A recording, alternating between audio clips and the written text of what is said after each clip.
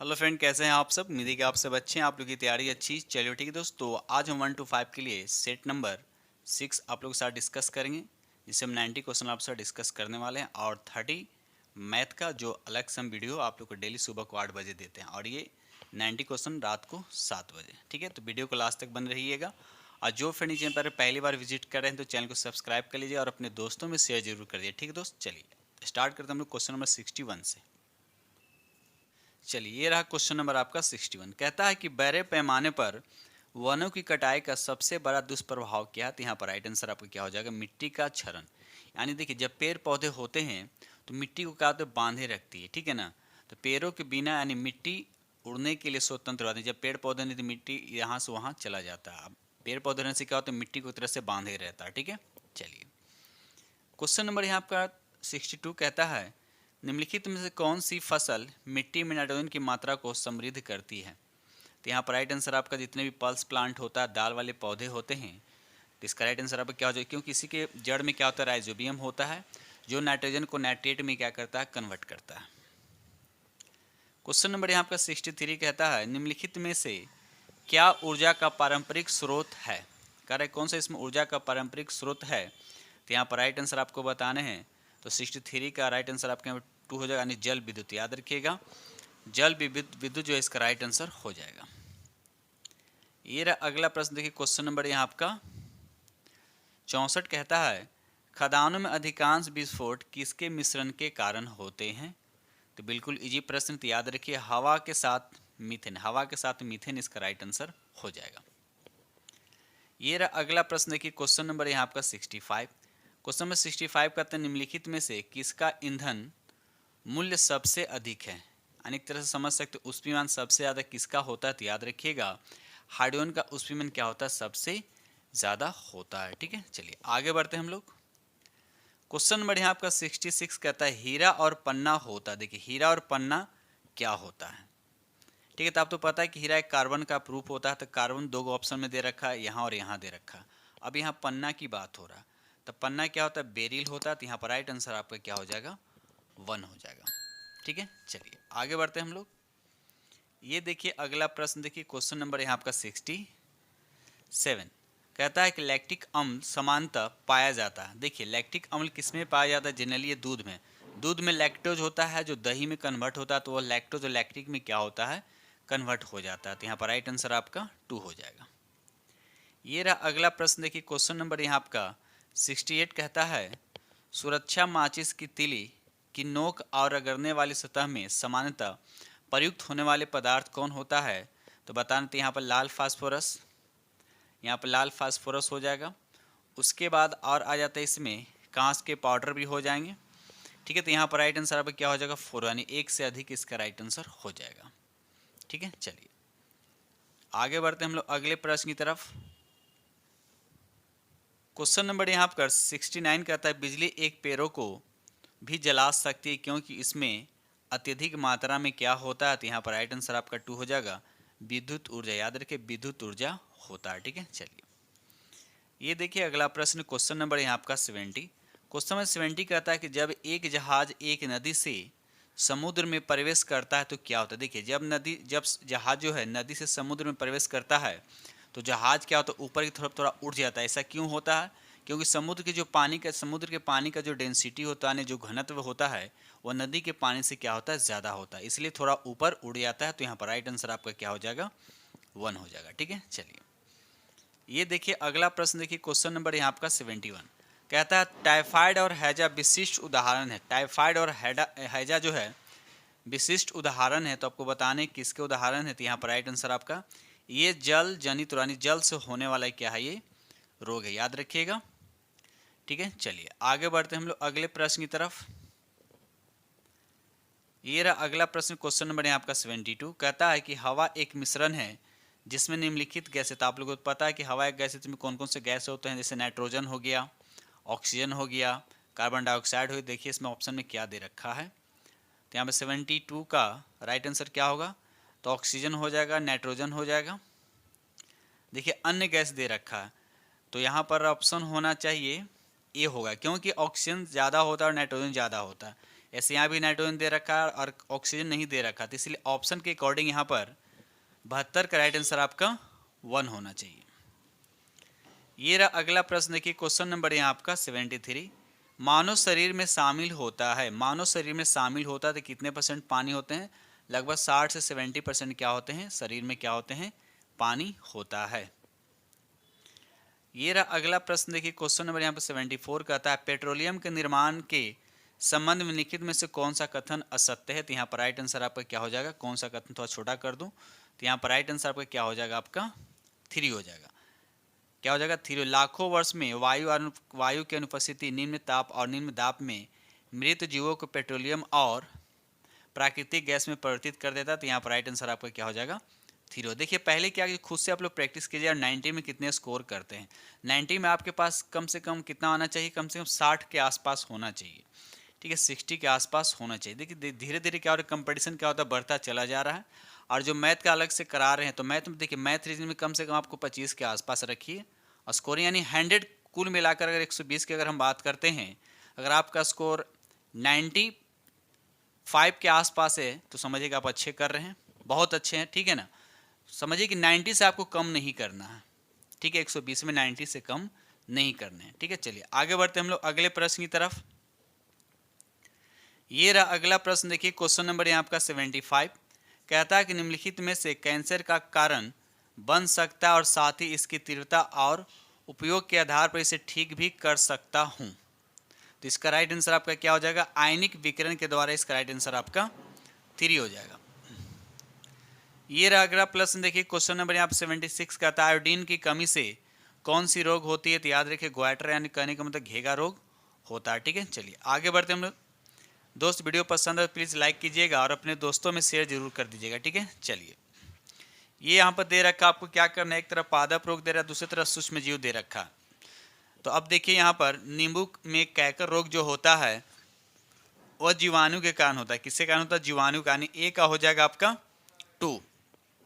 तो ए का 2 तो यहाँ पर दिख रहा है, बाकी किसी ऑप्शन में नहीं, लेकिन नन ऑफ दिस जो दे रखा है इसीलिए आपको पूरा मिलाना पड़ेगा। अब देखिए गेहूं के रस्ट में क्या होता है? गेहूं के रस्ट में क्या होता है? कवक, यानी कवक के द्वारा होता है ये रोग होता है। भिंडी की पीली पीत रोग ये विषाणु के द्वारा होता है। तो यहाँ पर ऑप्शन आपका 2 हो जाएगा, ठीक है। चलिए ये रहा अगला प्रश्न, देखिए क्वेश्चन नंबर यहाँ आपका 78 कहता है कि हमारे शरीर में ऊर्जा का स्रोत कौन है? हमारे शरीर में ऊर्जा का स्रोत क्या? सबसे ज़्यादा कौन ऊर्जा देता है? तो कार्बोहाइड्रेट और उसके बाद आता है वसा, याद रखिएगा। चलिए आगे बढ़ते हम लोग अगले प्रश्न की तरफ। ये रहा अगला प्रश्न, क्वेश्चन नंबर 79 कहता है भारत के साथ व्यापार शुरू करने वाले पहले यूरोपीय कौन था? तो यहाँ पर राइट आंसर आपका हो जाएगा पुर्तगाली, याद रखिए पुर्तगाली इसकी राइट आंसर हो जाएगा, ठीक है। चलिए क्वेश्चन नंबर यहाँ आपका 80 कहता है कि केचुआ किससे सांस लेता है? केचुआ जो है किससे सांस लेता है? तो याद रखिए केचुआ जो है ये त्वचा से सांस लेता है, याद रखिए त्वचा से सांस लेता है। और कमेंट्स में बताइएगा केचुआ जो है किस संघ के अंतर्गत आता है? किस संघ के अंतर्गत आता है? कमेंट्स में लिखकर जरूर बताइएगा। क्वेश्चन नंबर यहाँ आपका 81 कहता है कि स्वराज एक राष्ट्रीय मांग सबसे पहले किसके द्वारा की गई थी? स्वराज एक राष्ट्रीय मांग सबसे पहले किसके द्वारा की गई थी? तो यहाँ पर राइट आंसर आपका ये हो जाएगा बाल गंगाधर तिलक, याद रखिएगा बाल गंगाधर तिलक के द्वारा, ठीक है। चलिए आगे बढ़ते हम लोग। ये देखिए अगला प्रश्न, क्वेश्चन नंबर यहाँ आपके 82 बच्चों और उनकी बीमारियों में विशेषज्ञता रखने वाले एक चिकित्सक कहलाता है, क्या कहलाता है? तो यहाँ पर राइट आंसर आपका 2 हो जाएगा पीडियाट्रिशियन, इसका राइट आंसर हो जाएगा। आगे बढ़ते हम लोग अगले प्रश्न की तरफ। दोस्त वीडियो पसंद आए तो लाइक कीजिएगा और जो फ्रेंड चैनल पर पहली बार विजिट करें तो चैनल को सब्सक्राइब जरूर कर लीजिएगा, ठीक है। चलिए क्वेश्चन नंबर यहाँ पर 83 कहता है कि जलियांवाला बाग हत्याकांड से ठीक पहले, तो जलियांवाला बाग हत्याकांड कब हुआ था? 13 अप्रैल 1919 को हुआ था। इससे ठीक पहले कौन सी महत्वपूर्ण घटना हुई थी? जलियांवाला बाग हत्याकांड से पहले पूछा जा रहा है, तो कौन सी घटना हुआ था? तो याद रखिएगा रॉलेट एक्ट अधिनियम, रॉलेट एक्ट अधिनियम ये मार्च में हुआ था, मार्च 1919 में। और जलियांवाला बाग हत्याकांड हुआ था 13 अप्रैल 1919 को। तो ये सब फैक्ट याद रखिएगा। चलिए आगे बढ़ते हम लोग अगले प्रश्न की तरफ। वन उत्सव दिवस वन महोत्सव दिवस मनाया जाता है, आपको बताने कब मनाया जाते हैं, तो ये 1 जुलाई को मनाया जाता है। क्वेश्चन नंबर 85 कहता है कि 13वीं शताब्दी में डैश दे रखा है, द्वारा किए गए शब्दों के प्रयोग का तात्पर्य 16वीं शताब्दी में बाबर द्वारा प्रयुक्त शब्द के अर्थबोध के समान था। तो बताना इसका राइट आंसर क्या होगा, तो राइट आंसर आपका 3 हो जाएगा, जियाउद्दीन बर्नी जो है इसका राइट आंसर हो जाएगा। ये देखिए अगला प्रश्न, क्वेश्चन नंबर यहाँ आपका 86 कहता है, दृष्टिहीन व्यक्तियों के द्वारा लिखने और पढ़ने के लिए एक विशेष लिपि अपनाई जाती है, उसे हम क्या बोलते हैं, उसको ब्रेल लिपि कहते हैं। क्या बोलते हैं उसको, हम ब्रेल लिपि कहते हैं। अब ब्रेल लिपि की खोज किसने की थी, फ्रांसीसी नेत्रहीन लुई ब्रेल, उन्हीं के नाम पर इनका नाम पड़ गया ब्रेल लिपि। ठीक है, याद रखिएगा, एक फ्रांसीसी थे, वो भी नेत्रहीन ही थे और उनका नाम क्या था, लुई ब्रेल। ठीक है, इसलिए उस लिपि का नाम पड़ गया आपका ब्रेल लिपि। क्वेश्चन नंबर यहाँ आपके 87 कहता है कि हमारे शरीर को निश्चित आकार देता, हमारे शरीर को निश्चित आकार देता है, तो कौन देता है, तो यहाँ पर राइट आंसर आपका 3 हो जाएगा, कंकाल तंत्र। याद रखिए, कंकाल तंत्र इसका राइट आंसर हो जाएगा। क्वेश्चन नंबर यहाँ पर 88 कहता है कि नर और मादा युग्मक के युग्मन का प्रक्रम क्या कहलाता है, तो यहाँ पर राइट आंसर आपका हो जाएगा निषेचन बोलते हैं, इसको बोलते हैं फर्टिलाइजेशन भी कहा जाता है। याद रखिएगा। चलिए ये रहा अगला प्रश्न, देखिए क्वेश्चन नंबर यहाँ आपका 89 कहता है कि मानव मस्तिष्क के मुख्यतः कितने भाग होते हैं, मानव मस्तिष्क के मुख्यतः कितने भाग होते हैं, तो 3 भाग होता है। और कौन कौन सा भाग होता है, अग्र मस्तिष्क होता है और मध्य मस्तिष्क होता है, एक होता है पश्च मस्तिष्क होता है, यानी मस्तिष्क का ब्रेन का 3 भाग होते हैं। याद रखिएगा। चलिए क्वेश्चन नंबर यहाँ पे 90 कहता है कि पंडित जवाहरलाल नेहरू का जन्म किस वर्ष हुआ था, बताइए। तो यहाँ पर राइट आंसर आपका क्या हो जाएगा, 1889। याद रखिए 1889 में हुआ था। ठीक है, चलिए कहाँ हुआ था, तो 14 नवंबर, याद रखिए 14 नवंबर 1889 को इलाहाबाद में हुआ था। याद रखिएगा। चलिए ये रहा अगला प्रश्न, देखिए क्वेश्चन नंबर यहाँ आपका 91 कहता है निम्नलिखित में से किनके काटने से रेबीज नामक बीमारी होती है, तो यहाँ पर राइट आंसर आपका क्या हो जाएगा, कुत्ता और बंदर। याद रखिए कुत्ता और बंदर जो है इसका राइट आंसर हो जाएगा। और रेबीज किसके द्वारा होता है, तो विषाणु के द्वारा, ये भी याद रखिएगा। ठीक है, और रेबीज के टीका की खोज किसने किया था, तो लुई पास्चर ने। चलिए आगे बढ़ते हैं हम लोग। अब देखिए यहाँ पर स्टेटमेंट दे रखा आपका, ठीक है, क्या दे रखा, कथन और 2 कथन दे रखा और आपको बताने हैं इसका राइट आंसर आपके क्या हो जाएंगे। ठीक है ना। चलिए तो यहाँ पर 92 का पहला स्टेटमेंट कहता है कि सभी जीवों को भोजन से ऊर्जा प्राप्त करने के लिए श्वसन की आवश्यकता होती है। ये सही बात है कि सभी को श्वसन की आवश्यकता होती है, पहला स्टेटमेंट आपका सही है। दूसरा स्टेटमेंट कहता है कि श्वास केवल ऑक्सीजन की उपस्थिति में हो सकता है, श्वसन केवल जो है ऑक्सीजन की उपस्थिति में हो सकता नहीं, ये गलत बात, श्वसन जो है बिना ऑक्सीजन की उपस्थिति में हो सकता है। तो यहाँ पर कहने का मतलब श्वसन केवल ऑक्सीजन की उपस्थिति में होता नहीं, गलत बात है। ऑक्सीजन की अनुपस्थिति में यानी एब्सेंस ऑफ ऑक्सीजन की अनुपस्थिति में भी श्वसन हो सकता है। तो इसलिए यहाँ पर राइट आंसर आपका 2 होगा, यानी पहला सही होगा, दूसरा गलत होगा। देखिए ऑक्सीजन की अनुपस्थिति में कौन सी क्रिया, जैसे Q1 जो होता है सूक्ष्म जीवों के द्वारा किया जाता है, जो एक विशेष प्रकार क्या होता है, ऑक्सीजन की अनुपस्थिति में होता है। ठीक है, चलिए आगे बढ़ते हैं हम लोग। ये देखिए अगला प्रश्न, देखिए क्वेश्चन नंबर यहाँ आपका 93 कहता है इनमें से कौन सी बीमारी प्रोटोजोआ के कारण होता है, कौन सी बीमारी जो है प्रोटोजोआ के कारण होता है, तो यहाँ पर राइट आंसर आपका हो जाएगा मलेरिया और दस्त जो है ये प्रोटोजोआ के कारण होता है। याद रखिएगा। चलिए क्वेश्चन नंबर यहाँ आपका 94 कहता है निम्नलिखित में से पक्षियों में अनुकूलन के संबंध में कौन सा कथन आपका सत्य है, तो यहाँ पर देखिए अनुकूलन के संबंध में दूसरा आपका सत्य है, इनकी हड्डियाँ हल्की और खोखली होती है। याद रखिए हल्की और क्या होती है, खोखली होती है। आगे बढ़ते हैं हम लोग अगले प्रश्न की तरफ। चलिए क्वेश्चन नंबर यहाँ आपका 95 देखिए क्या है आपका, कहता है देखिए केंद्रीय बजट दे रखा 2024 से 25 के बारे में निम्नलिखित कथन पर विचार करना है। कह रहा है पिछले 10 वर्षों में 25 करोड़ लोगों को बहुआयामी गरीबी से बाहर निकाला गया, ये भी सही है।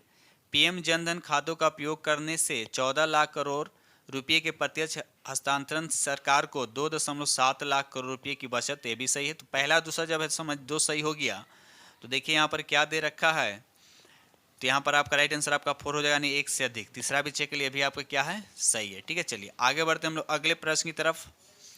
ये रहा अगला प्रश्न, देखिए क्वेश्चन नंबर यहाँ आपका 96 क्वेश्चन नंबर 96 कहता है कि 1930 में बिहार में किसान आंदोलन का नेतृत्व किसने किया था, बताइए। तो यहाँ पर राइट आंसर आपका 2 हो जाएगा, स्वामी सहजानंद। याद रखिए स्वामी सहजानंद जो है इसका राइट आंसर हो जाएगा।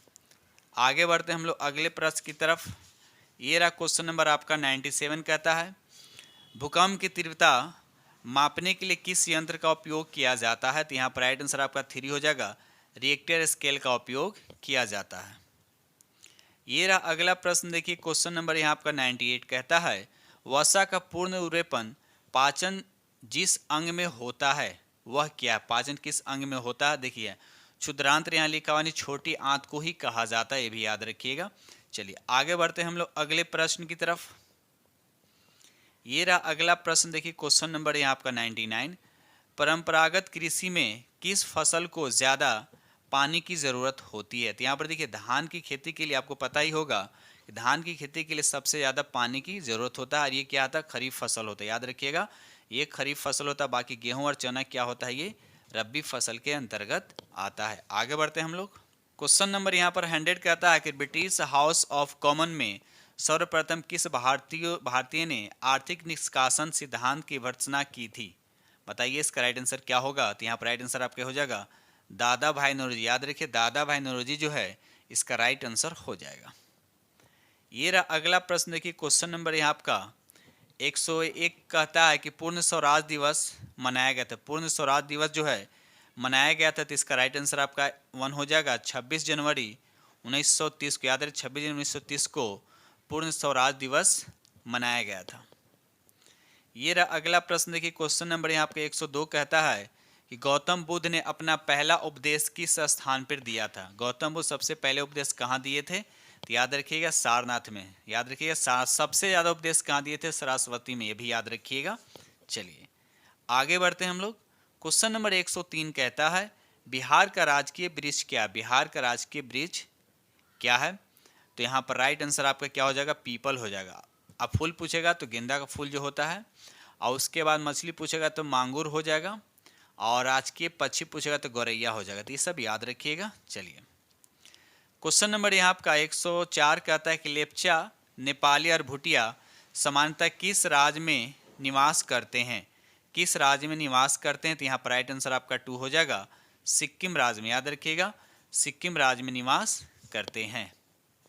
क्वेश्चन नंबर यहाँ पर 105 कहता है कि चांगपा लोगों को रहने वाले टेंडो, जिसको बोलते हैं तंबू कहते हैं, को किस नाम से पुकारा जाता है। तो यहाँ पर राइट आंसर आपका 2 हो जाएगा, उसको रेबो के नाम से। याद रहे उसको रेबो के नाम से जाना जाता है। ये रहा अगला प्रश्न, देखिए क्वेश्चन नंबर यहाँ पर 106 कहता है भारत के राज्यों का निम्नलिखित में से कौन सा जोड़ा सबसे पूर्वी और सबसे पश्चिमी राज्य को इंगित करता है। बताइए सबसे पूर्व बताना है और सबसे पश्चिम बताना है। तो अगर सबसे पूर्व की बात करते हैं तो सबसे पूर्व में कौन है, तो अरुणाचल प्रदेश है, और सबसे पश्चिम की अगर बात करते हैं तो सबसे पश्चिम में कौन है, तो गुजरात है। याद रखिएगा। चलिए आगे बढ़ते हैं हम लोग अगले प्रश्न की तरफ। क्वेश्चन नंबर यहाँ पे 107 कहता है साढ़े 23 डिग्री दक्षिण अक्षांश। देखिए 23 डिग्री दक्षिण अक्षांश को क्या कहा जाता है, तो उसे मकर रेखा कहते हैं। क्या कहते हैं, उसे मकर रेखा कहा जाता है। याद रखिएगा। लेकिन अगर आपसे पूछता 23.5 डिग्री उत्तरी अक्षांश तो उसको हम क्या बोलते हैं, कर्क रेखा कहते हैं। अब भारत में कर्क रेखा जो है 8 राज्यों से होकर गुजरता है, ये भी याद रखिएगा। ठीक है चलिए आगे बढ़ते हैं। उसके बाद 0 डिग्री अक्षांश रेखा को क्या बोलते हैं, तो 0 डिग्री अक्षांश रेखा को विषुवत रेखा या भूमध्य रेखा कहा जाता है। ये रहा अगला प्रश्न, देखिए क्वेश्चन नंबर यहाँ पर 108 कहता है निम्नलिखित में से कौन सी नदी दक्षिण से उत्तर की ओर बहती है। देखिए दक्षिण से उत्तर की ओर की बात किया जा रहा है, बताइए यहाँ पर कौन सा नदी हो जाएगा। तो यहाँ पर देखिए बेतवा एक नदी जो है जो दक्षिण से उत्तर की ओर बहती है। इसके अलावा सोन भी आता है। ठीक है सोन भी आता है, ये सब याद रखिएगा। बेतवा ये सब क्या है आपका, एक तरह से बोल सकते हैं बेतवा जो है ये यमुना की सहायक नदी है। यमुना क्या है, गंगा की सहायक नदी है, और यमुना जो है गंगा की सबसे बड़ी सहायक नदी है, भी याद रखिएगा। ये रहा अगला प्रश्न, देखिए क्वेश्चन नंबर यहाँ आपका 109 कहता है बुर्जिल दर्रा अवस्थित है, आपको बताने की कहाँ है। तो यहाँ पर राइट आंसर आपका 2 हो जाएगा। ये कहाँ थी, जम्मू कश्मीर में। कहाँ है, जम्मू कश्मीर, इसका राइट आंसर हो जाएगा। ये रहा अगला प्रश्न, देखिए क्वेश्चन नंबर 110 उच्च न्यायालय के कोई न्यायाधीश सेवानिवृत्ति के बाद निजी तौर पर वकालत का व्यवसाय किस स्तर तक कहाँ कर सकते हैं? तो इसका राइट आंसर आपका 3 हो जाएगा, समान स्तर या उच्च स्तरीय किसी न्यायालय में भी। तो इसका राइट आंसर आपका 3 हो जाएगा। ये देखिए अगला प्रश्न, देखिए क्वेश्चन नंबर यहाँ आपका 111 कहता है कि पठारी प्रदेशों में कौन सा खनिज नहीं पाया जाता? पठारी प्रदेशों में कौन सा खनिज नहीं पाया जाता है? तो खनिज तेल जो है नहीं पाया, याद रखिएगा खनिज तेल क्या होता है, नहीं पाया जाता है। तो यहाँ पर राइट आंसर आपका क्या हो जाएगा, 3 हो जाएगा। ये रहा अगला प्रश्न, देखिए क्वेश्चन नंबर यहाँ पर 112 कहता अमरकंटक पठार से निकलने वाले 2 प्रमुख नदियाँ कौन सा है? अमरकंटक पठारों से निकलने वाली प्रमुख 2 नदियाँ आपको बताना है। तो यहाँ पर राइट आंसर आपका क्या हो जाएगा, एक नर्मदा हो जाएगा, दूसरा हो जाएगा सोन, कहीं की फिर महानदी भी लिखा जाता है, ये भी याद रखिएगा। चलिए, नर्मदा क्या होता है, ये जाकर खंबात की खाड़ी में यानी अरब सागर में गिरती है और ये जाकर आपको गंगा में जाकर मिलती है, याद रखिएगा। चलिए, ये रहा अगला प्रश्न, देखिए क्वेश्चन नंबर यहाँ पे 113 कहता है कि म्यांमार एशिया के किस भाग में स्थित है?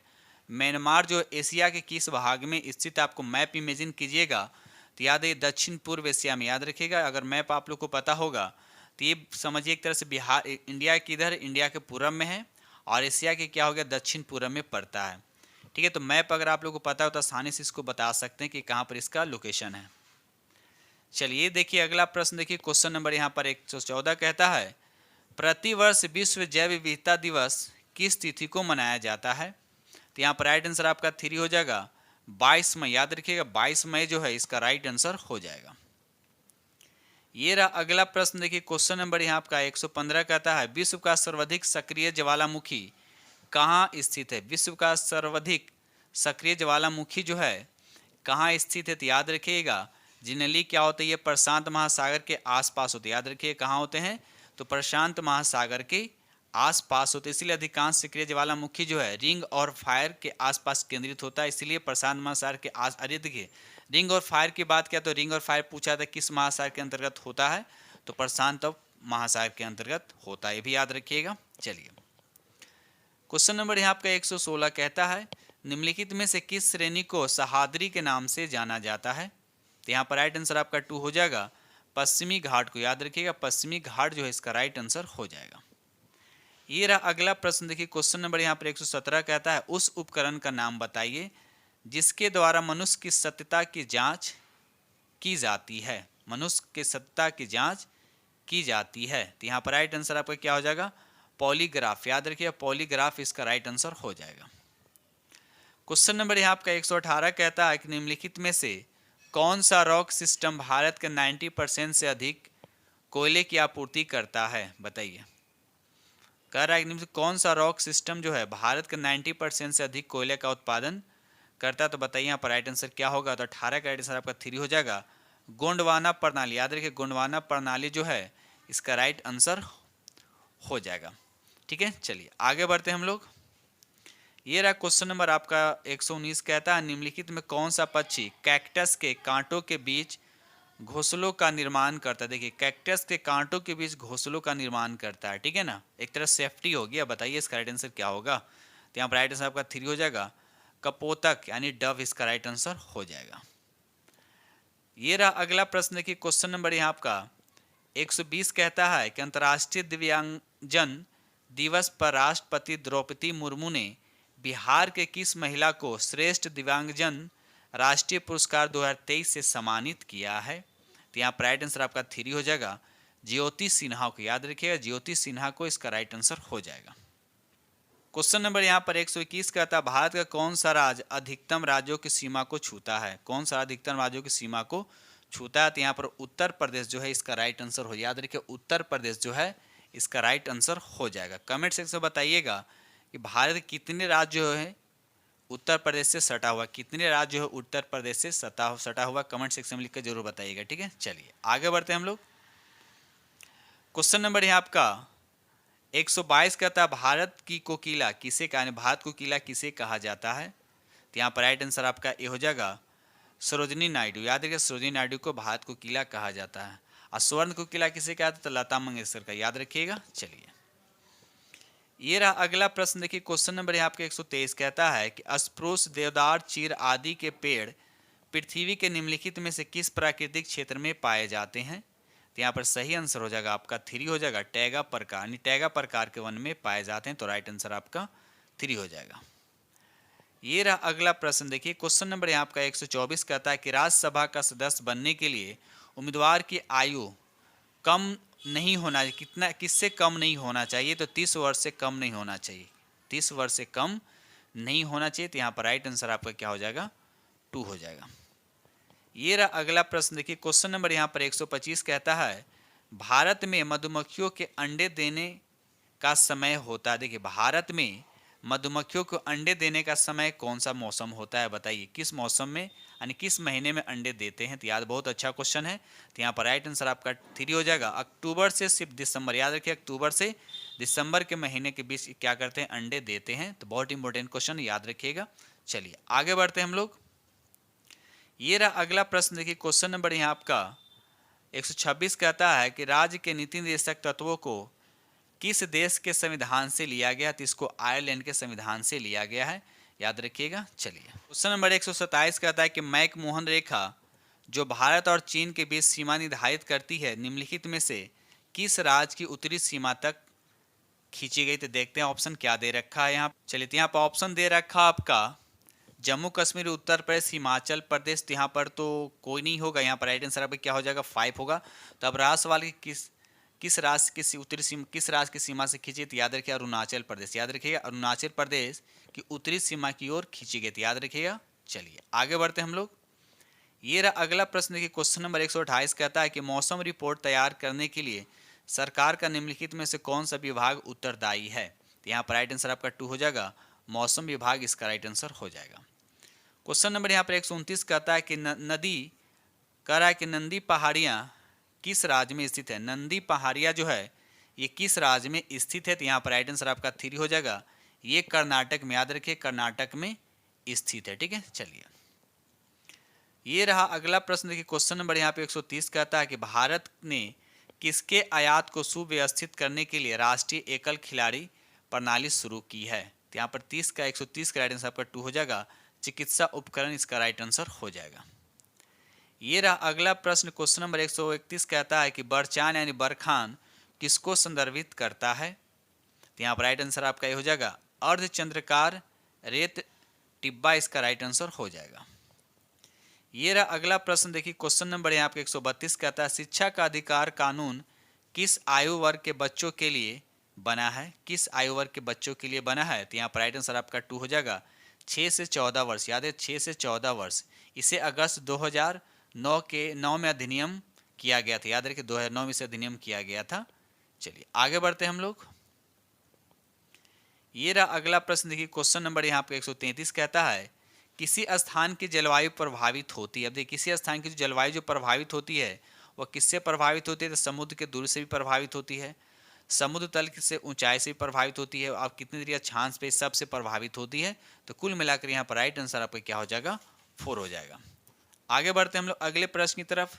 दोस्त वीडियो पसंद आए तो प्लीज़ लाइक कीजिएगा, थोड़ा सा भी चैनल से थोड़ा सा प्रॉफिट हो तो लाइक कीजिएगा और अपने दोस्तों में शेयर कीजिएगा। और जो पहली बार इस चैनल पर विजिट कर रहे हैं तो चैनल को सब्सक्राइब जरूर कर लीजिएगा, ठीक है। चलिए क्वेश्चन नंबर यहाँ पर 134 कहता है कि निम्नलिखित में से कौन सा भारत में भाषाओं के आधार पर गठित पहला राज्य है। तो बिल्कुल इजी प्रश्न है। तो यहाँ पर राइट आंसर आपका 3 हो जाएगा, आंध्र प्रदेश। याद रखिएगा आंध्र प्रदेश जो है इसका राइट आंसर हो जाएगा। अब पहला जी गठित कब हुआ था, तो 1953 में भी, याद रखिएगा। चलिए ये रहा अगला प्रश्न की क्वेश्चन नंबर यहाँ आपका 135 का था भारत में प्रति व्यक्ति आय 1867 से 68 में 20 रुपये पहली बार किसके द्वारा पता लगाया गया था। तो यहाँ पर राइट आंसर आपका 3 हो जाएगा, दादा भाई नौरोजी। याद रखिए दादा भाई नौरोजी जो है इसके राइट आंसर हो जाएंगे।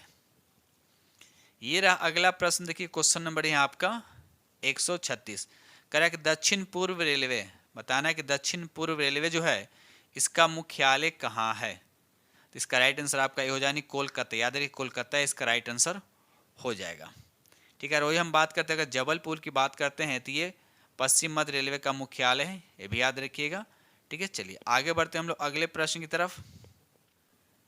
चलिए क्वेश्चन नंबर यहाँ पर 137 कहता है कौन सी नदी बारहमासी नहीं है। बारहमासी का मतलब होता है कि सालों भर उस नदी में पानी होना। तो गंगा में होता है और कावेरी। देखिए दक्षिण भारत में कावेरी की ऐसी नदी एकमात्र नदी जिसमें बारहमासी नदी है। देखिए आंसर यहाँ पर 3 दे रखा है, सिंधु दे रखा है। थोड़ा सा मैं इस क्वेश्चन में थोड़ा सा डाउट लग रहा है, क्या इसका आंसर 3 होगा? नहीं, सिंधु नदी बारहमासी नदी नहीं, थोड़ा सा इसको देख लीजिएगा, ठीक है। इस आंसर यहाँ पर 3 दे रखा है, ठीक है। चलिए आगे बढ़ते हम लोग अगले प्रश्न की तरफ। क्वेश्चन नंबर यहाँ पर 138 कहता है कि लेखिका पुष्पा भारती के संस्मरण को व्यास सम्मान पुरस्कार के लिए चुना गया संस्मरण का नाम क्या, उसको बताना है। तो यहाँ पर राइट आंसर आपका 3 हो जाएगा, यादें यादें और यादें, इसका राइट आंसर हो जाएगा। आगे बढ़ते हैं हम लोग। ये रहा अगला प्रश्न, देखिए क्वेश्चन नंबर 139 का था लोकप्रिय गोपीनाथ बरदोलोई अंतर्राष्ट्रीय हवाई अड्डा कहाँ है, बताइए। तो 139 का राइट आंसर आपका 1 हो जाएगा, गुवाहाटी। गुवाहाटी इसका राइट आंसर हो जाएगा। क्वेश्चन नंबर 140 कहता है, 140 है, क्वेश्चन नंबर 140 कहता है निम्नलिखित में से वनों के बारे में कौन सही है। कहता है वन केवल विभिन्न पादपों से बना एक तंत्र नहीं, विभिन्न पादपों से केवल विभिन्न पादपों से बना एक तंत्र नहीं, ये गलत हो गया। आगे देखते हैं क्या दे रखा है स्टेटमेंट। आगे स्टेटमेंट दे रखा है यहाँ पे 2 में बी लिखा हुआ है कि वन वृद्धि करते हैं और परिवर्तित होते हैं परंतु वे स्वयं अपना पुनर्जनन नहीं करते, ये भी गलत, स्वयं करते हैं, तो ये गलत हो गया। आगे सी नंबर देखता हूँ, तो सी क्या स्टेटमेंट कहता है, वन वन्य क्षेत्रों में वास करने वाले समुदायों को जीवन का आधार प्रदान करता है, ये सही बात है, यानी सिर्फ इसमें सी सही है। तो राइट आंसर आपका क्या हो जाएगा, यहाँ पर 2 हो जाएगा। ये रहा अगला प्रश्न, देखिए आपका ये मोशन चैप्टर का पढ़ें तो इसका फार्मूला होता है S is equal to UT plus half AT square. मैं आपको बताने कि एस क्या इंडिकेट करता है, बताइए एस क्या होता है। तो यहाँ पर राइट आंसर आपका एस क्या होता है, डिस्टेंस होता है ना, तो यहाँ पर तो दे नहीं रखा, तो यहाँ पर राइट आंसर आपका क्या हो जाएगा, 5 हो जाएगा, ठीक है। तो एस क्या होता है, डिस्टेंस, दूरी को इंडिकेट करता है। यू होता है प्रारंभिक वेलोसिटी होता है, टी उसका समय होता है, और ए उसका क्या होता है, त्वरण होता है। तो ये सब याद रखिएगा। चलिए ये रहा अगला प्रश्न, देखिए क्वेश्चन नंबर 142, मनुष्य के मूत्र में कौन सी एसिड पाया जाता है, बताइए। तो यहाँ पर राइट आंसर आपका हो जाएगा यूरिक एसिड, याद रखिए यूरिक एसिड इसका राइट आंसर हो जाएगा। ये रहा अगला प्रश्न, देखिए क्वेश्चन नंबर यहाँ आपका 143, चट्टानों के रूपांतरण से किस प्रकार की चट्टान का निर्माण होता है। तो यहाँ पर राइट आंसर आपका 3 हो जाएगा, कायांतरिक चट्टान, याद रखिएगा चट्टानों के रूपांतरण से किस प्रकार की चट्टान का निर्माण होता है, तो कायांतरिक चट्टान इसका राइट आंसर हो जाएगा।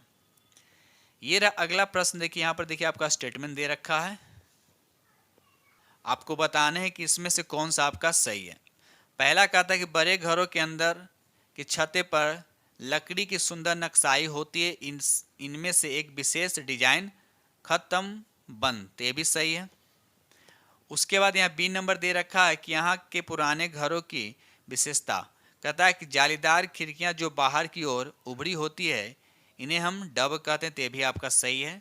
यहाँ के पुराने घरों की विशेषता है कि केवल ईंट और लकड़ी को मिलाकर बनाना, तो ये भी सही है। तो यहाँ पर देखते हैं कौन सा ऑप्शन हो जाएगा, तो तीनों का तीनों सही है, तो यहाँ पे राइट आंसर आपका हो जाएगा 3, यानी ABC इसका राइट आंसर हो जाएगा। क्वेश्चन नंबर यहाँ पर 145 कहता है कि सियाचिन में तैनात होने वाली पहली महिला चिकित्सा अधिकारी कौन बनी है, बताइए इसका राइट आंसर। तो यहाँ पर राइट आंसर आपका 1 हो जाएगा, गीतिका कौल, याद है गीतिका कौल जो है इसका राइट आंसर हो जाएगा, ठीक है। चलिए आगे बढ़ते हैं हम लोग। ये देखिए अगला प्रश्न, क्वेश्चन नंबर यहाँ आपका 146 कहता है श्वेत रक्त कणिका का क्या मुख्य कार्य है। तो यहाँ पर राइट आंसर आपका 2 हो जाएगा, संक्रमण से लड़ना, इसका राइट आंसर हो जाएगा। ये रहा अगला प्रश्न, देखिए क्वेश्चन नंबर 147 कहता है सबसे बड़ी धमनी के नाम से जानी जाती है। तो यहाँ पर राइट आंसर आपका 3 हो जाएगा, महाधमनी, इसका राइट आंसर हो जाएगा। ये रहा अगला प्रश्न, देखिए क्वेश्चन नंबर 148 कहता है कि एटिनिल किस लिए प्रयोग में लाया जाता है, एटिलीन जो किस लिए प्रयोग में लाया जाता है। तो यहाँ पर राइट आंसर आपका 2 हो जाएगा, रक्तचाप यानी ब्लड प्रेशर घटाने के लिए, याद रखिएगा राइट आंसर आपका यहाँ पे 2 हो जाएगा। क्वेश्चन नंबर यहाँ पर 149 कहता है, यहाँ पे देखिए स्टेटमेंट आपको दे रखे हैं, कितने स्टेटमेंट दे रखा है यहाँ पर आपका 3 स्टेटमेंट दे रखा है, ठीक है ना। तो यहाँ थोड़ा इसको छोटा कर लेता हूँ। चलिए क्वेश्चन नंबर यहाँ पे क्वेश्चन में यहाँ पर आपका 149 कहता है कि नीचे भौ जल स्तर के अवक्षेप के कुछ कारण दिए गए हैं। दिए गए कूट की सहायता से सही उत्तर का चयन करना। जनसंख्या में वृद्धि, तो सही बात है। औद्योगिक गतिविधियों में वृद्धि होता है, ये भी सही बात है। कृषि गतिविधियों में वृद्धि, ये भी सही है। उसके बाद डी में लिखा जल के अवश्रवण के लिए प्रभावित क्षेत्र में वृद्धि, ये गलत बात है। तो ए बी सी तीनों सही है, ए बी सी तीनों सही है। तो यहाँ पर राइट आंसर आपका क्या हो जाएगा? 1 हो जाएगा। क्या हो जाएगा आपका? 1 इसका राइट आंसर हो जाएगा। आगे चलिए, क्वेश्चन नंबर 150 कहता है कि एक परिपथ के अनुसार परिपथ में धारा की गणना आई का मान निकालना है। तो अब देखिए सर्किट को अच्छे से देखिए। आई इक्वल टू फार्मूला क्या था आपको पता होगा कि वी बाई क्या होता है? वी बाई आर होता है। तो आई निकालने के लिए हमको वी चाहिए और आर चाहिए। क्या चाहिए? वी चाहिए और आर चाहिए। तो आप देखिए यहाँ पे आर का मतलब रेजिस्टेंस, तो देखिए 2 ये आपका सीरीज में दे रखा है, तो सबको ऐड कर देंगे डायरेक्ट, तो 6 हो जाएगा। कितना हो जाएगा? 6 हो जाएगा। तो 6 नीचे आ जाएगा। अब भी कितना यहाँ देखिए 1.5 भी प्रत्येक लिखा हुआ है, तो यहाँ पर 2 सेल है, तो इसको 2 से मल्टीप्लाई करने से कितना हो जाएगा आपका? 3 हो जाएगा। 3/6 यानी काटेंगे तो कितना आएगा? 1/2 यानी 0.5। तो राइट आंसर आपका यहाँ पर 2 हो जाएगा। ठीक है दोस्तों, इस तरह से हमने आप लोग के साथ कितना क्वेश्चन डिस्कस किया? 90 क्वेश्चन डिस्कस किया। पहले क्या खुद से प्रैक्टिस कीजिएगा और 90 में कितने स्कोर करते हैं कमेंट सेक्शन में लिख कर जरूर बताइएगा। ठीक है दोस्तों, इसी के साथ हम वीडियो करते हैं समाप्त और मिलते हैं अगले वीडियो में। तब तक के लिए थैंक यू वेरी मच।